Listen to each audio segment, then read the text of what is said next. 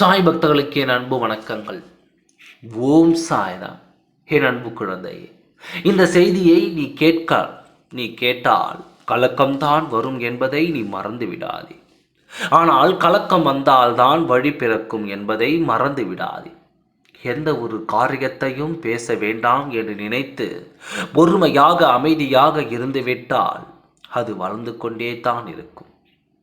அது வளரக்கூடாது, ஆரம்பத்திலேயே கிள்ளி எறிந்துவிட வேண்டும் என்று நினைத்தால் சற்று கலகம்தான் வரத்தான் செய்யும். அதை நீ பொறுத்து கொள்ளத்தான் வேண்டும். இல்லை, தெரிந்து கொள்ளவோ வேண்டாம். சாயப்பா என்று சொன்னால் வலி மிகுந்த வேதனையாக உனக்கு அது அமையும்.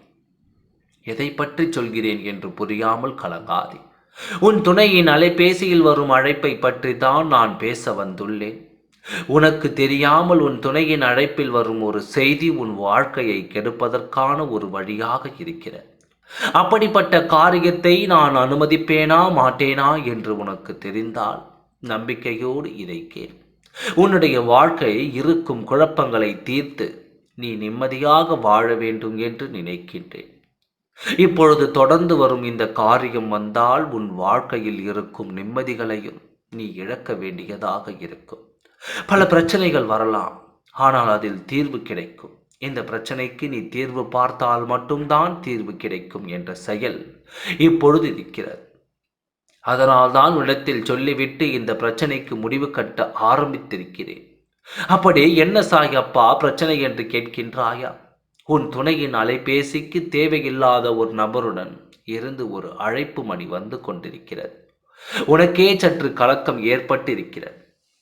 இந்த காரியத்தில் அதுவும் உண்மைதான் என்று உன் மனம் அறிய வேண்டும் என்பதற்காகத்தான் உன்னை தேடி வந்துள்ளேன். வாழ்க்கையில் கஷ்டங்களும் கவலைகளும் இருக்கும், அதை நீ தாண்டி விடுவாய். ஏனென்றால் நீ புத்திசாலி குழந்தைதானே. சற்று கவனமாக இருந்தால் உன் வாழ்க்கை நீ கைப்பற்றி கொள்ளலாம். இல்லையேல் உன் வாழ்க்கை கைமாற்றப்படும் என்பதை நினைவில் வைத்துக்கொள். உன் துணையின் மீது நீ அக்கறை செலுத்த வேண்டும். நேரம் இது. அக்கறை இல்லாமல் அலட்சியமாக இருப்பது உனக்கு ஆபத்தை கொடுக்கும். சற்று அலட்சியம் இல்லாமல் அதிகமான அக்கறையை நீ காட்டி உன் துணையை நீ கவனித்து வந்தாலே உன் வாழ்க்கை கைமாறாமல் காப்பாற்றிக் கொள்ளலாம். இதுதான் என்னால் இப்பொழுதைக்கு சொல்ல முடியும். அலட்சியத்தோடு எதுவுமே ஆகாது என்று நீ இருந்தால் பின்னால் நீ வருத்தப்பட வேண்டியதாக இருக்கும். ஓம் சாய்ராம். நன்றி, வணக்கம்.